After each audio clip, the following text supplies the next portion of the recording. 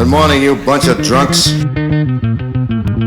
Speaking of Jeff Daniels and Danny Cox, former Cardinal pitcher, World Series winner with the Toronto Blue Jays. Love the guy. Going to see him Friday night at Ruth's Chris. Jeff Daniels, the manager there, was telling me his favorite Danny Cox story is when 1985, he was the winning pitcher against the New York Mets on a Thursday night.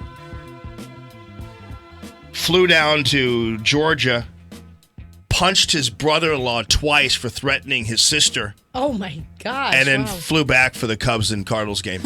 That's a man right there. He said, I finished it. It only took 2 punches.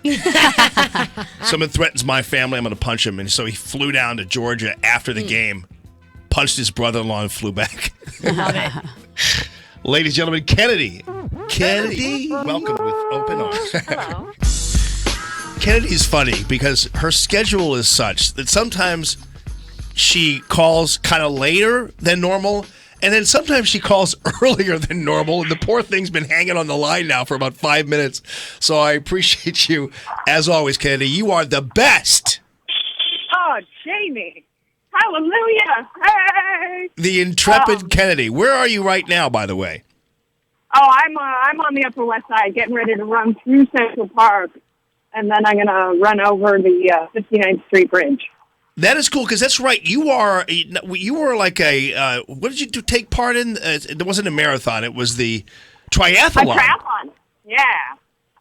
Look at So that's you. what I do. That's what I do to train and de-stress and stay happy. No doubt about it. I'm sure you need it in this time.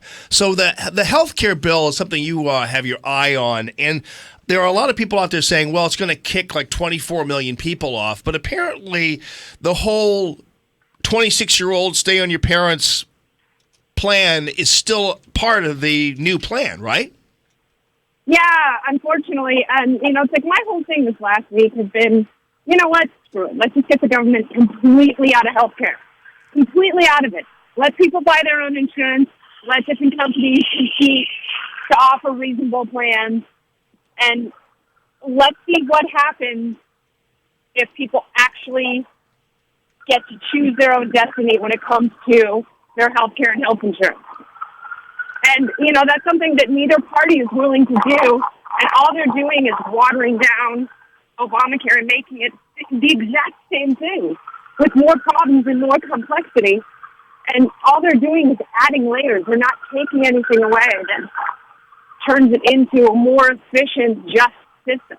Yeah, and really, honestly, it was interesting to see the whole Jimmy Kimmel drama play out because he talked about pre-existing conditions, and of course that then raised the specter of, okay, so what are we going to do about pre-existing conditions? But your sense is that the government shouldn't be part of it anyway, and my sense is if you do create a more competitive private environment, it might behoove some insurance companies to cover pre-existing conditions. That might be one of the ways in which it might be a selling point for a insurance company.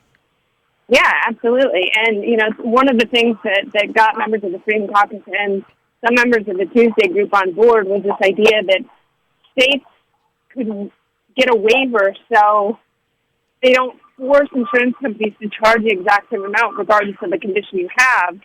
And, some pre-existing conditions are genetic. Sometimes, kids have cancer and holes in their heart and type 1 diabetes and conditions that you have no control over. And that's perfectly understandable, and rational, empathetic people know that kids like that obviously should have medical care, which, by and large, they do in this country. But what about people who don't take care of themselves? What about people who gain weight and drink and smoke and eat horrible food and develop conditions that, later become pre-existing conditions of their own doing? Why should other people be forced to pay for them? And obviously there's a big gulf between people who create their own problems and those who are born with them. Right. So are we morally obligated to cover all of them? Yeah, I mean, that actually is a great philosophical argument to be making, especially nowadays.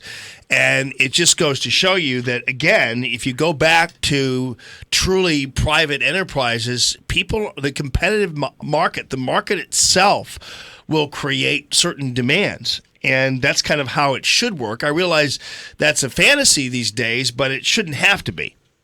It's a total fantasy. No, you're absolutely right, but there's no incentive for people to take care of themselves. Right. And because they assume, the government's going to pay for it. The government, it doesn't matter what I eat or how I treat myself.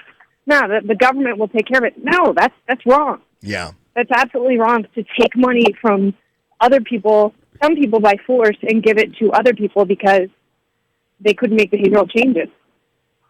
Did you cross over the 59th Street Bridge yet? No, not yet. I'm just about to enter the park.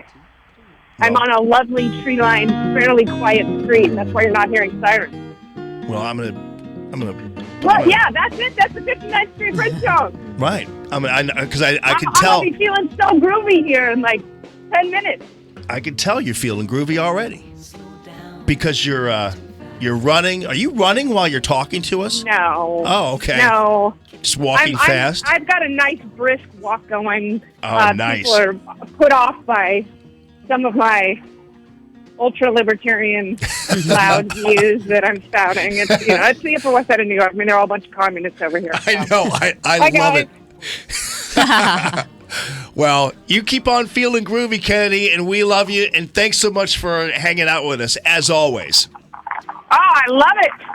All right. It's springtime in the Lou and beyond. So Yes, indeed. Always happy to talk about it. All right. Well, great talking to you, too, and happy trails.